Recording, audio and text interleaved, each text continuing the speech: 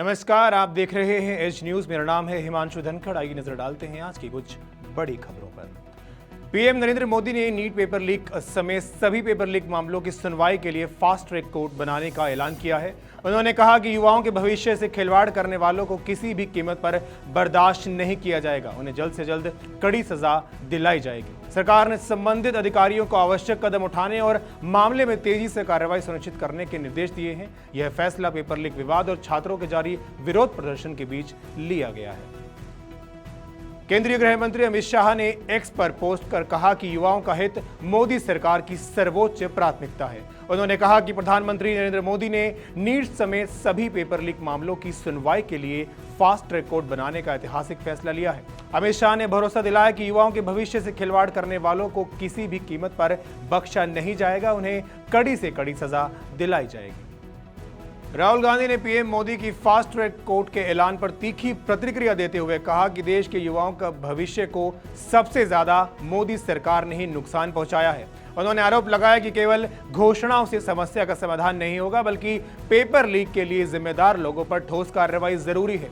राहुल गांधी ने दोहराया कि शिक्षा मंत्री धर्मेंद्र प्रधान को तत्काल पद से हटाया जाए और छात्रों से जुड़े मुद्दों पर सरकार जवाबदेही तय करे। प्रदर्शनकारी छात्रों से बातचीत के लिए सरकार ने सकारात्मक रुख अपनाया है। मंत्री जितेंद्र सिंह ने कहा कि सरकार चर्चा के लिए पूरी तरह तैयार है और बातचीत से ही समाधान निकलेगा। उन्होंने छात्रों से शांतिपूर्ण संवाद बनाए रखने और सकारात्मक पहल में सहयोग करने की अपील की है। पीएम मोदी के फास्ट ट्रैक कोर्ट ऐलान पर सीजेपी ने प्रतिक्रिया देते हुए कहा कि सबसे पहले शिक्षा मंत्री का इस्तीफा होना चाहिए। संगठन का कहना है कि केवल अदालतें बनाना पर्याप्त नहीं, बल्कि पेपर लीक के लिए जिम्मेदार लोगों की जवाबदेही भी तय होनी चाहिए। सीजेपी ने मांग की कि छात्रों का भरोसा बहाल करने के लिए सरकार ठोस और पारदर्शी कार्रवाई करे। दिल्ली में सुरक्षा व्यवस्था के मद्देनजर राजीव चौक जनपद और शिवाजी स्टेडियम समेत 16 मेट्रो स्टेशन के प्रवेश और निकास द्वार अस्थायी रूप से बंद कर दिए गए हैं। दिल्ली मेट्रो यात्रियों को यात्रा से पहले नवीनतम अपडेट देखने और वैकल्पिक मार्ग अपनाने की सलाह दी है। सुरक्षा एजेंसियों के निर्देशों के अनुसार यह कदम एहतियात के तौर पर उठाया गया है, जबकि मेट्रो सेवाएं अन्य रूटों पर सामान्य रूप से संचालित होती रहेंगी। पूर्व पहलवान बबीता फोगाट ने सोनम वांगचुक से उनकी बिगड़ती सेहत को देखते हुए आमरण अनशन समाप्त करने की अपील की है। उन्होंने कहा कि देश और युवाओं को वांगचुक की जरूरत है, इसलिए उनका स्वस्थ रहना सबसे महत्वपूर्ण है। बबीता फोगाट ने भरोसा जताया कि छात्रों की मांगों पर लोकतांत्रिक तरीके से समाधान निकाला जा सकता है और संवाद का रास्ता अपनाया जाना चाहिए। दिल्ली हाईकोर्ट शुक्रवार को संसद मार्च के दौरान हुई हिंसा और हमलों की एनआईए जांच की मांग वाली याचिका पर सुनवाई करेगा। याचिका में आरोप लगाया गया है कि प्रदर्शन के दौरान हुई हिंसा और कथित हमलों की निष्पक्ष जांच के लिए मामले को राष्ट्रीय जांच एजेंसी यानी एनआईए को सौंपा जाए। हाईकोर्ट इस मामले में केंद्र सरकार और संबंधित पक्षों का पक्ष सुनेगा तथा आगे की कार्रवाई पर विचार करेगा। अमेरिका ने ईरान के खिलाफ सैन्य अभियान तेज करते हुए पहली बार लंबी दूरी के B-1B लांसर बॉम्बर का इस्तेमाल किया है। रिपोर्ट्स के मुताबिक इस रणनीतिक बॉम्बर से ईरान के Islamic revolutionary guard force IRGC से जुड़े ठिकानों को निशाना बनाया गया। B-1 बॉम्बर की तैनाती को अमेरिका ईरान संघर्ष में बड़ा सैन्य कदम माना जा रहा है, जिससे पश्चिम एशिया में तनाव और बढ़ने की आशंका है। ईरान के शालमचह बॉर्डर क्रॉसिंग पर अमेरिकी हवाई हमलों में 2 लोगों की मौत हो गई। स्थानीय अधिकारियों के अनुसार हमले के बाद इलाके में सुरक्षा बढ़ा दी गई है और राहत एवं बचाव कार्य जारी हैं। अमेरिकी हमलों के बीच ईरान ने इसे अपनी संप्रभुता का उल्लंघन बताते हुए कड़ी प्रतिक्रिया दी है।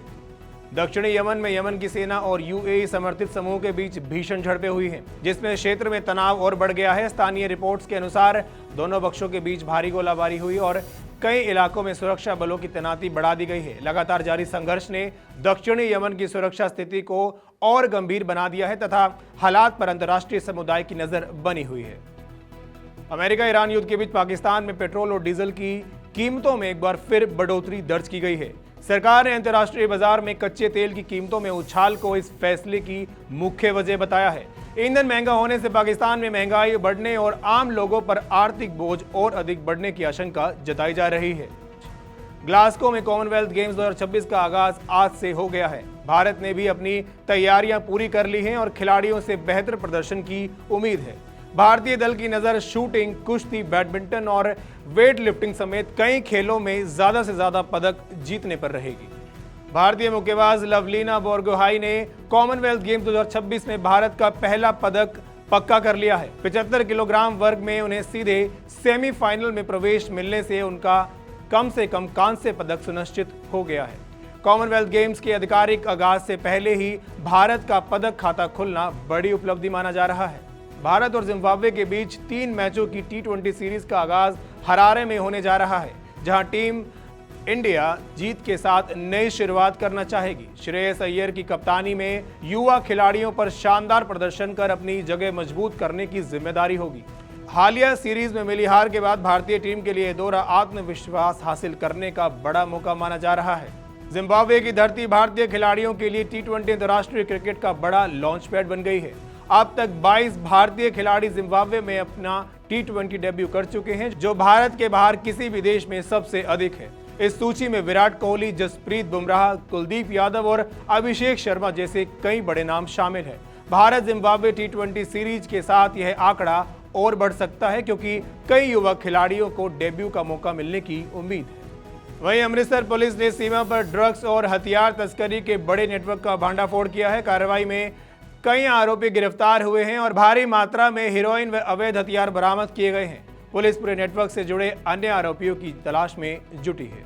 बिजनौर में 5 लाख रुपए के मुआवजे के लिए बेटे ने अपनी मां की हत्या कर दी। आरोपी ने हत्या को हमले का रूप देने की कोशिश की, लेकिन पोस्टमार्टम में गला दबाकर हत्या की पुष्टि हुई। पुलिस ने आरोपी बेटे को गिरफ्तार कर मामले की जांच शुरू कर दी है। थाने से एक शराबी पुलिस की जीप लेकर फरार हो गया और बाजार में तेज रफ्तार से वाहन दौड़ाने लगा। बेकाबू जीप ने कई लोगों और वाहनों को टक्कर मार दी, जिससे अफरा तफरी मच गई। हादसे में कई वाहन क्षतिग्रस्त हुए, जबकि लोगों को मामूली चोटें आई। पुलिस ने पीछा कर आरोपी को गिरफ्तार कर लिया है और मामले की जांच शुरू कर दी है। फिलहाल के लिए इतना ही। बाकी देश और दुनिया की तमाम खबरों के लिए बने रहिए हमारे साथ और देखते रहिए एच न्यूज़।